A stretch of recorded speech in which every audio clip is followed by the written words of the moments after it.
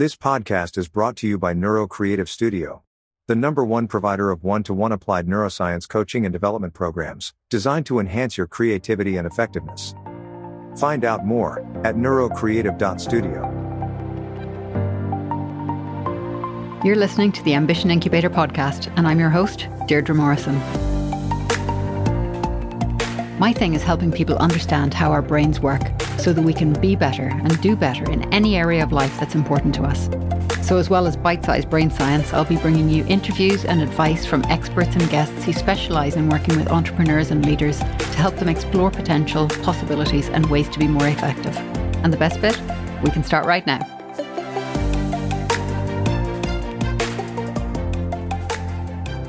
Today's episode is for anyone who's podcasting or thinking about it. I'm talking to the multi-award-winning host of I Have a Podcast and editor-in-chief of a verified Google News platform for independent podcasters. Over the course of almost a decade at MTV, Vinnie Potestivo has worked with some of the biggest names in entertainment.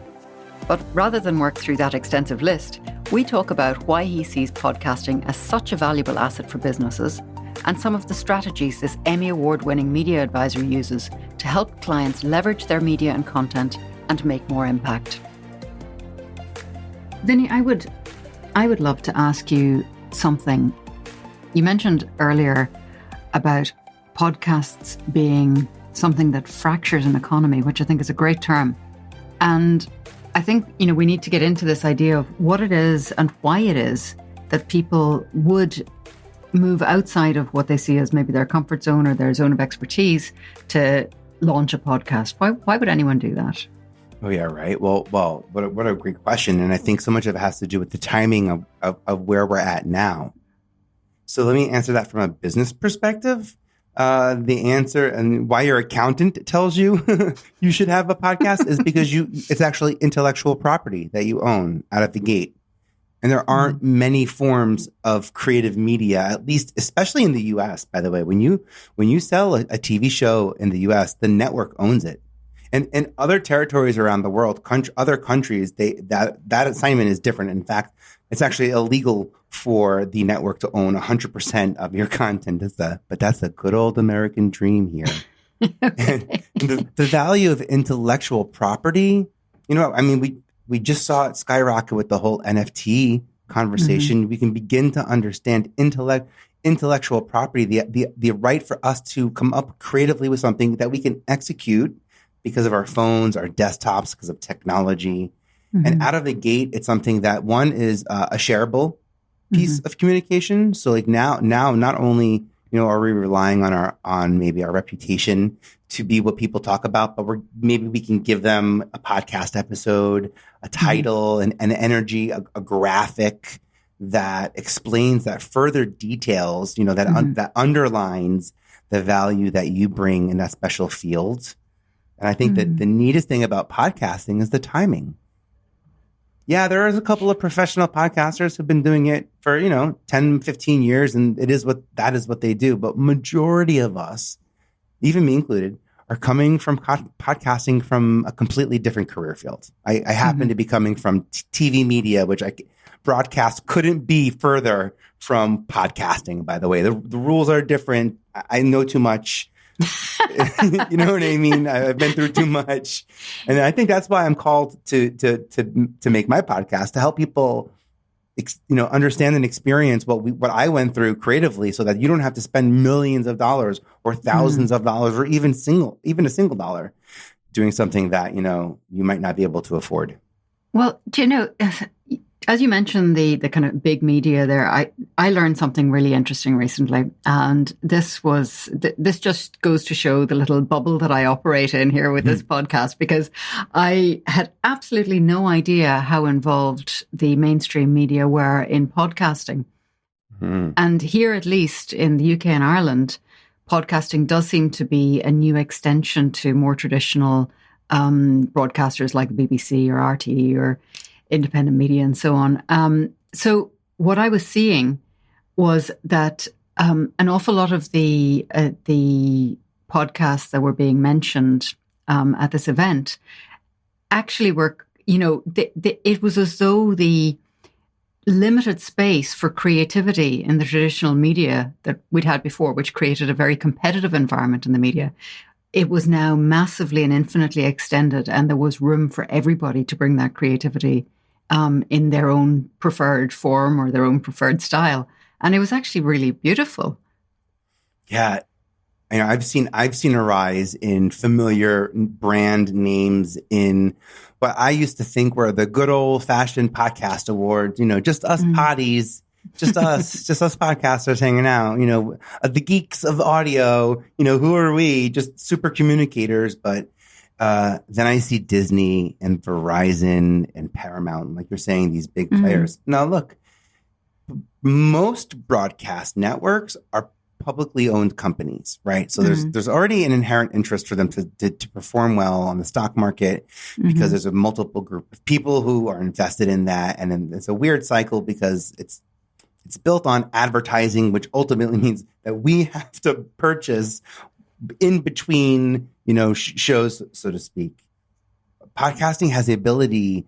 If broadcasting, is nationwide, podcasting is narrowcasting. Social casting is narrowcasting. And I think that there's a place in the future for podcasts to live in the broadcast system, like to be watching Bravo or like some CB, to be watching your favorite news network and then subscribe to your favorite news podcast or your favorite true crime, a cable network, and then your favorite true crime and not have any affiliation between the two properties.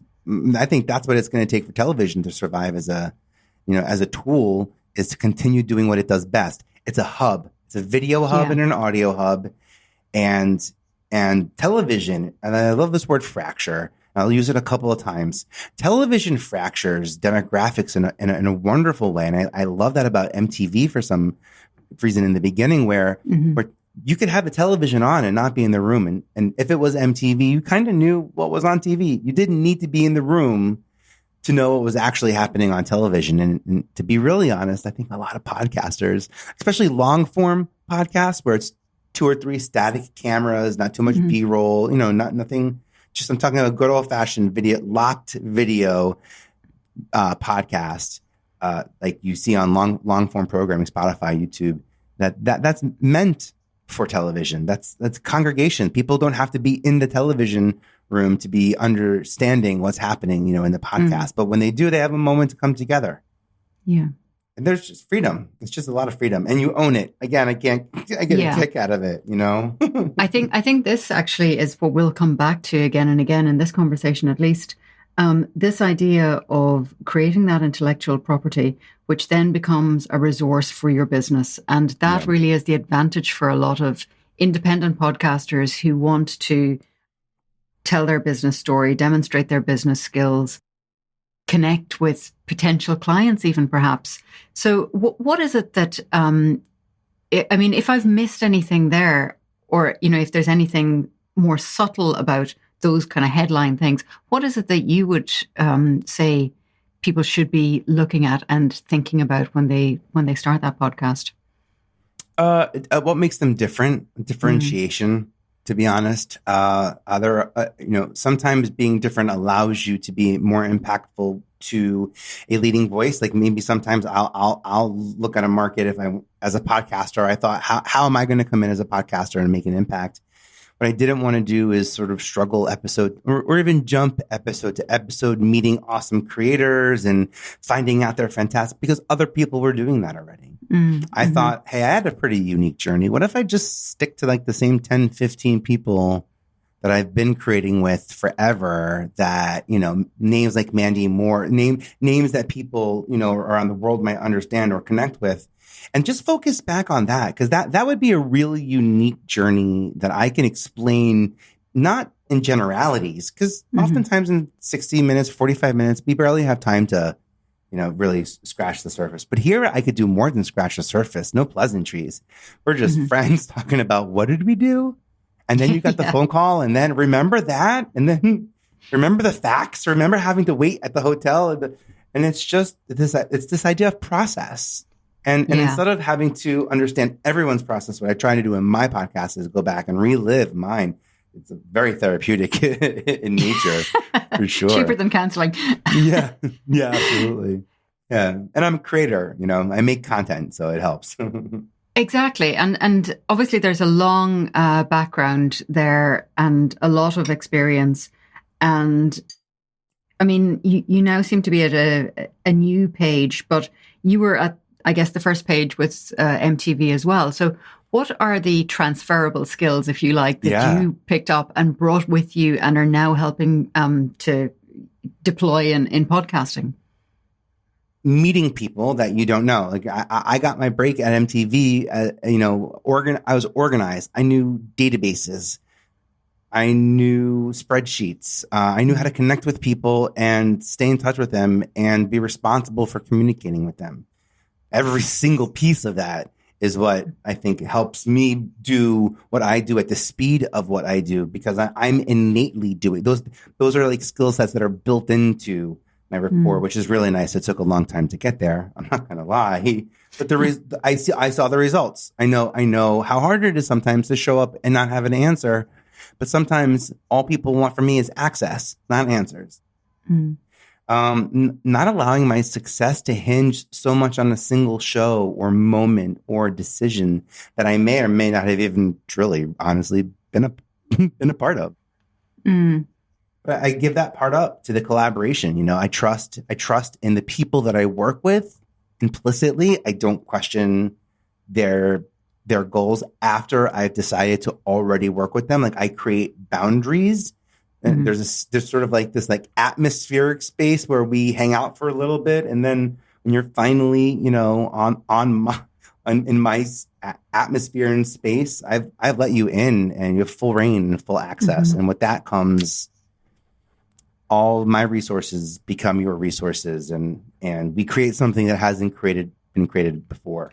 Fortitude is important to artists. Yes, Frank Sinatra. I go back to my grandma, Frank Sinatra. I did it my way. Fortitude is important for artists. And I think that for storytellers, it's equally so. As storytellers, I think unfortunately, most of us are the types of people that have to get our hands burned on the oven to find out that it's hot. We don't just trust that it's hot and we shouldn't touch it. We got to experience it for ourselves so that someone else doesn't have to, the ego can be, the ego creeps in at crazy times, especially when you think you've got it in check. Being focused on long-term goals helps keep the ego in check. I always sort of throw the words now or later. Yeah. So what is a long-term goal for podcasting? Because I understand that not many of them actually make it past the first 6 months, let alone much further than that. How long do people have to give it? Well, I mean, it's relative. I think that if you look at the influx of podcasters, most of us have come to podcasting, say, within the last 5 years, maybe. A majority of us even within the last 3 years, since the pandemic and the boom of podcasts and equipment has happened. I think podcasting is a long-term game. I think podcasting, for me, supersedes social media. It is my narrative. It is like my through line. Social media and everything, that's like the feathers and the fluff and the way that I get to be creative about the facts and the values that are actually like governing my life and that are part of my output. The alchemy of what I'm creating. And I'm using my podcast that way. Long term though, so I spend about 10 hours a week, to be honest, being a guest on podcasts. I spent 20 hours a week of my entire life auditioning people for no reason other than just to meet them when I was at MTV, and that worked out for me. So I'm kind of doing the same thing, except you are the producer and I'm the collaborator, and this is a new seat for me. And it's exciting to get to speak up. In television, I didn't have a voice. Like I literally edited my voice out of casting tapes and just let the celebrity, whoever it was, that person's voice. In podcasting, I have a voice. I love this art form. This is something that wasn't around, and it wasn't recorded the way that it's being, it used to have to go to a studio and radio studio or some place where there was like equipment, and it just didn't feel intimate. You said something there a minute ago that reminded me of a lot of people that I've spoken to over the years. And it's this idea of having a voice. And that can be really intimidating for people to actually, say somebody decides that strategically, yes, having a podcast is a great move for me, for my business, and I want to do this. But, oh my gosh, what am I going to say and who's going to want to listen? So what is it when you are working with someone and you're building a brand with them and you're building that presence? How do people come through that? It's such an individual process. It really depends on the goal. But that's probably where it starts. It starts with a dinner and us talking about 30 years from now. What are we doing today that has impacted 30, 40 years from now? What beyond? And I never used the word legacy. As we said, I didn't feel like I had a voice. I felt heard, but I was using other people's voice. And I saw that, and in 2006, I helped a podcast become a broadcast TV show. And that was my first experience with podcasting. 17 years later, it's taken me to get into podcasting. It's, and here's another thing. Let's just talk about podcasters, because podcasters could be podcast hosts or guests. And I actually have a really fun strategy. If you are in between and you don't know if you really want to be a podcast host, be a podcast guest. And here's a little strategy for you. Be really nice and considerate and collaborative during the process, and maybe ask the host afterwards if after they air your episode, if they would like to give you that audio file so that you could air it on your podcast, because maybe your audience can be exposed to them on your podcast and then they'll go find them. So there's a way to collaborate with people beyond just the recording of the podcast. And there's some, and then there's ad swapping. There's some other fun ways as podcasters we're learning how to really support each other. But by having the podcast, you give the future consumer, client, person that's taking your consumer products, and you're giving them an option to share. To share their experience listening, to share the podcast in a way that's almost shareable on all platforms. And sharing is the key trick to discovery, right? You can have exposure without sharing. That's entertainment.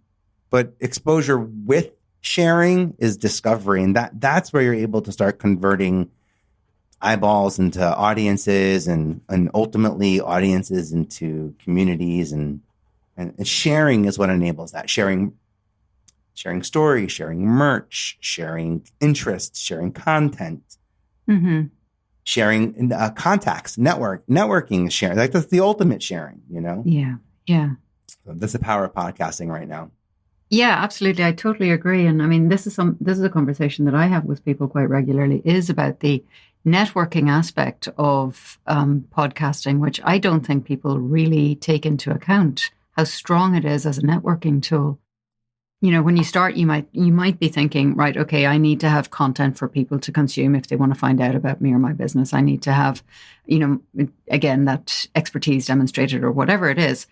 But I don't think people necessarily take into account how many people you can make connections with and how genuine and strong those connections can be as well.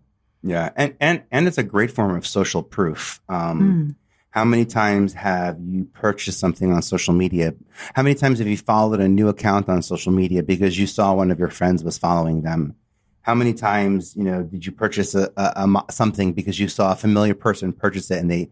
So imagine in the future when being on podcasts is the level of social proof that it takes beyond the follow, because we know how thin that simple follow can be. The fickle follow. Right, the fickle follow. But imagine the power in being like, oh yeah, did you hear them on my cousin's podcast? Is literally what it will turn. Actually, you want to know how it's going to go in TV? Oh, they were on my daughter's podcast. They must be great. Let's cast them. Let's go ahead and cast them. Let's get them. And let's get that legal expert in on the show. My daughter loves her podcast. That's the conversation. That's the familiarity that we have in podcasts, because they're like creative Play-Doh, as you said, because they can take these forms, have the ability to be discovered, to be exposed, right, in places where you're looking for them.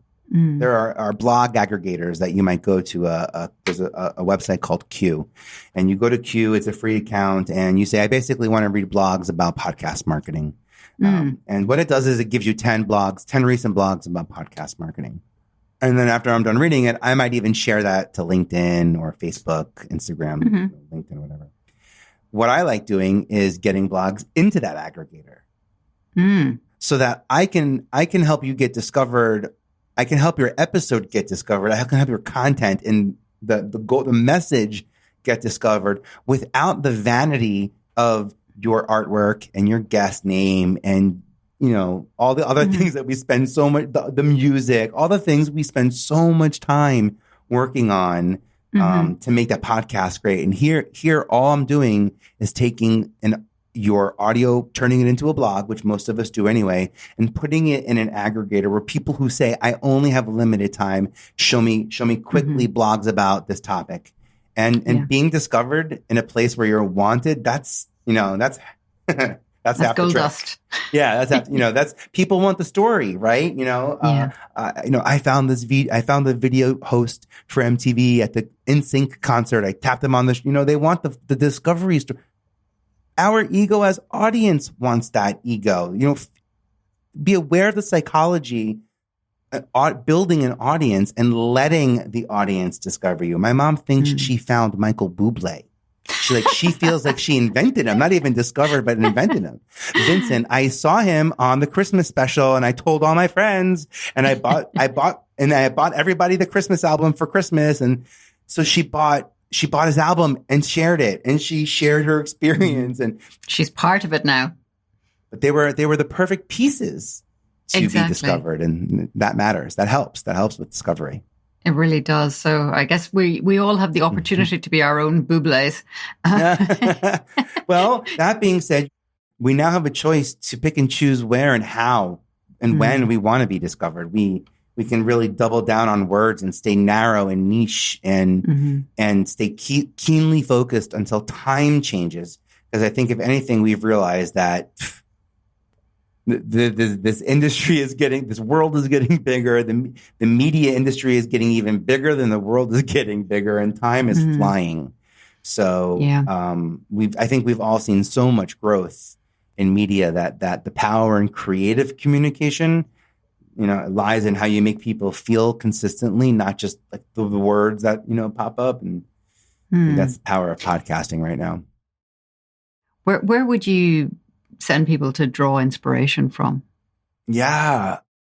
Their childhood. How about that? If that isn't the honest answer, I really mean it. I was going to go into this whole thing about, a podcast is an audio file on a feed. The feed is called an RSS, which is short for really simple syndication. We know some TV shows that are syndicated on TV. So podcasts are just an audio file that's syndicated through a feed. Right now, that audio file tends to be people interviewing each other. But in the future, think of it more as think of it more scripted, more exploration, more news. I think in America, George W. Bush was the first president to release the presidential address on podcasting. So there are just like television, there are holiday series, and there are mini series, and there are the ultimate guide to, and there are episodics and weeklies, and there are so many shapes and forms that podcasting will continue to shape. Right now, I think because we all really loved the social element of it, to be really honest, the connection piece of what happened as storytellers, we sought to collaborate and share our stories. I think the next wave, if we're coming out of influencers into creators, then I think the next wave might be editors, curators. So I think there's the power in editing that we are about to understand, and that's why I love podcasters, to be blunt, because you edit, you make sure that not only do we have a great space to be able to be the best us, but that your audience is truly getting pure value. And part of that editing, whether it be snipping clips or focusing a conversation, is active and it's powerful. I call my podcast I Have a Podcast because I thought it would be cool if I could just identify podcasters, because like we create and we research and we understand and we publish. There's a lot of muscle memory to that type of output. And I think that in the future, we should all be so lucky to have that sort of skill set where we can connect at scale if we want to through intellectual property that we own, that we have rights to. I will have to make a confession here and say I do not edit. I have a wonderful editor who edits. Yes. And I can guarantee you without him, this podcast would not happen. Shout out. I'm tipping my hat. So I would love to just check in and make sure that when people want to find out more about what you're doing, that they will know where to go. So where is that? Oh, yeah. VPE.TV.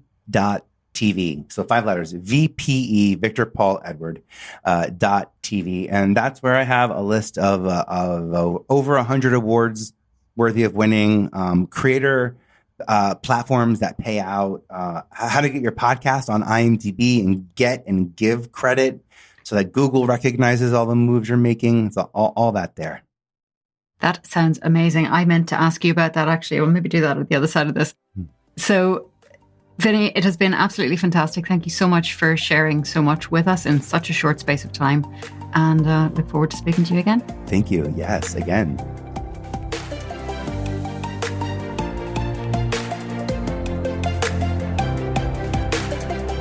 You're still here? Great. Look, I know there's a lot to choose from out there, so thanks for flying with Ambition Incubator Airlines. And I look forward to seeing you on board again soon. Seriously though, thank you for tuning in. My guests and I love hearing about what inspires you on the show and what advice has made a difference in your life or work and what you'd like more of. So get in touch. If you want to know about my other work, head over to ambitionincubator.com for details. And don't forget to hit subscribe for more great interviews, advice and bite-sized brain science every week.